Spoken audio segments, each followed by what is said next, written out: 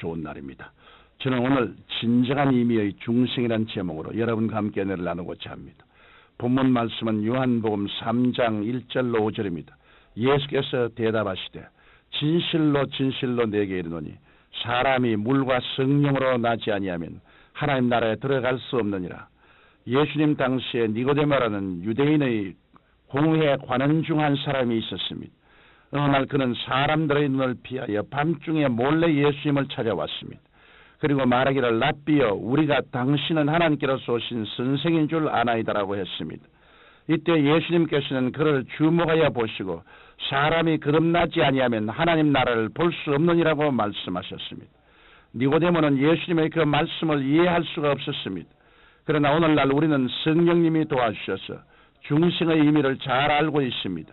오늘 저는 그 의미를 다시 한번 새겨보고 은혜 받는 시간을 갖고자 합니다. 첫째로 예수님께서는 물과 성령으로 거듭나야 하나님 나라에 들어갈 수 있다고 강조하셨습니다.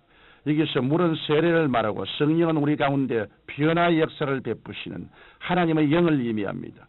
우리가 물로 침례받는 것은 우리 마음속에 일어난 거대한 믿음의 변화를 외면적으로 표시해 주는 것입니다. 침례는 예수 그리스도의 죽으심과 합하여 우리 옛사람이 물속에 들어가 장래지는 것입니다. 그리고 물에서 올라오는 것은 예수님의 부활하심과 합하여 성령으로 다시 태어남을 의미합니다. 다시 말해 우리 옛사람이 예수님과 함께 십자가에 못 박인 것은 죄의 몸이 멸하여 다시는 죄에게 종노릇하지 않게 하려는 것입니다. 이러므로 침례는 우리가 예수님의 부활의 능력으로 이롭다 하심을 얻은 이상 다시는 죽지 아니하고 그리스도의 새 생명으로 영원히 살 것을 믿는다는 신앙 고백적 행위인 것입니다. 결국 침례를 통해서 우리는 세상과 마귀의 지배에서 벗어나 천국 백성이 됨을 확실히 한 것입니다. 하나님께서는 세례를 통해서 우리를 마귀의 세상에서 건져내어 하나님의 사랑의 아들 나라로 옮겼다는 사실을 보여주시는 것입니다. 그런데 이것은 우리의 힘과 능력으로 되는 것이 아닙니다. 하나님의 성령께서 이와 같은 변화를 여러분 속에 이루어 주신 것입니다. 천지 만물을 지으신 성령의 창조적인 역사가 우리 속에 임하여 위대한 변화를 가져오는 것입니다. 그리하여 우리 마음 중심에 하나님과 예수님이 계시며 우리의 속사람은 천국에 속에 있습니다. 우리는 성령의 불담과 불병거로 보호받으며 성령의 능력에 의해 완전히 새 사람으로 신분이 바뀐 것입니다. 이것이 바로 예수님이 니고데모에게 가르치신 내용입니다. 오늘날 우리는 우리의 죄를 대속하시려고 십자가에 달려 죽으시고 부활하신 예수님을 구주로 영접하여 우리의 영이 거듭난 것을 확신하기 때문에 이 진리를 밝게 깨달을 수 있습니다. 둘째로 예수님께서는 성찬을 통해 중생의 의미를 깨닫게 해주셨습니다. 물과 성령으로 거듭난 사람을 위해서 아버지께서 이 땅에 차려주시는 천국 식탁이 바로 성찬입니다. 이 성찬은 그리스도의 고난과 승리에 동참함을 의미하는 것이기 때문에 예수 믿지 않은 사람은 참여할 자격이 없습니다. 우리는 성찬에 참여하여 그리스도의 깨어진 몸을 기념하는 떡을 먹고 죄사함을 위해 흘리신 피를 기념하는 포도주를 마실 때 영원한 용서와 의를 선물로 받았다는 것을 확인하게 됩니다. 예수께서 나의 죄를 대신 짊어지시고 십자가에서 몸찢기고 피 흘리심으로 말미암아 나의 태어나서 죽을 때까지 모든 죄, 곧 원죄와 자범죄를 예수님이 다 청산했다는 사실을 감사함으로 받아들이는 것입니다. 우리가 성찬의 떡을 먹고 피를 마시는 것은 우리 마음속에 이 진리를 받아들인 것을 천하에 선언하는 것입니다. 다시 말해 죄악 세상에서 정결함을 받아 거룩함의 연애에 참여하게 된다는 것을 선포하는 것입니다. 그러므로 우리가 그리스도의 생명의 성령의 법 아래 있는 이상 죄가 다시는 우리를 지배하지 못하도록 단호히 대적해야 합니다.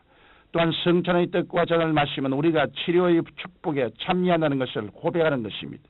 예수님께서 채찍에 맞으시고 피를 흘리심으로 우리의 모든 병을 짊어지셨습니다. 그 찢어진 살점 흘리신 핏방울마다 이 모든 질병을 청산하는 대가였습니다. 이것을 통해 치료의 역사가 넘쳐나는 것입니다.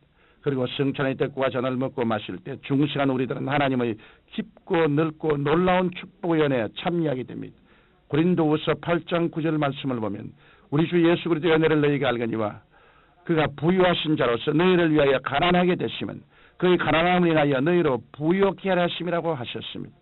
또한 성찬의 떡과 잔을 먹고 마심으로 우리가 그리스도의 생명에 참여하여 장차 부활할 것을 확신한다는 것을 고백하는 것이 됩니다. 요한복음 6장 54절에서 예수님께서는 내 살을 먹고 내 피를 마시는 자는 영생을 가지고 마지막 날에 내가 그를 다시 살리니 이 떡을 먹는 자는 영원히 살리라고 하셨습니다. 그러므로 성찬을 통해 우리는 이 육의 몸이 부활하신 예수님의 영화로운 몸으로 변화되어 그리스도와 함께 새하늘과 새 땅과 새 예루살렘을 상속으로 받게 됨을 고백하는 것입니다.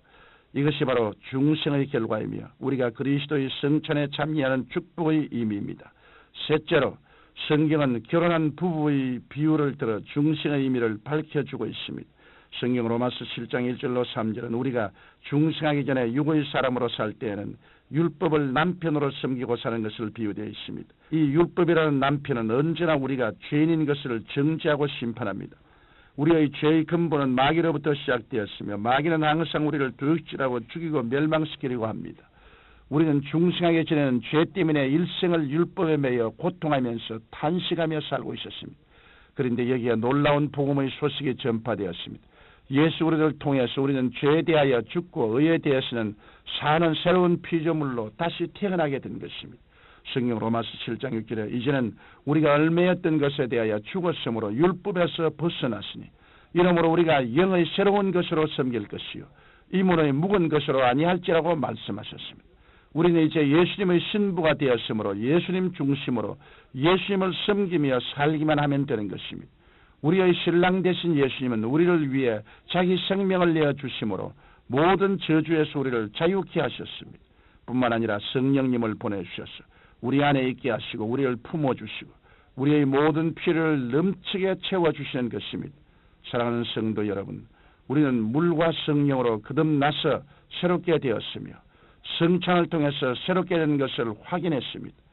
그리스도와 성령으로 연합함으로 새로운 믿음, 소망, 사랑 안에서 살게 되었습니다. 이것이 바로 예수님을 믿는 삶이며 중생하는 사람의 행복인 것입니다. 여러분 모두 예수 그리스도 안에서 영생을 맛보며 풍성한 새 생명을 누리게 되시기를 주님 이름으로 축원합니다.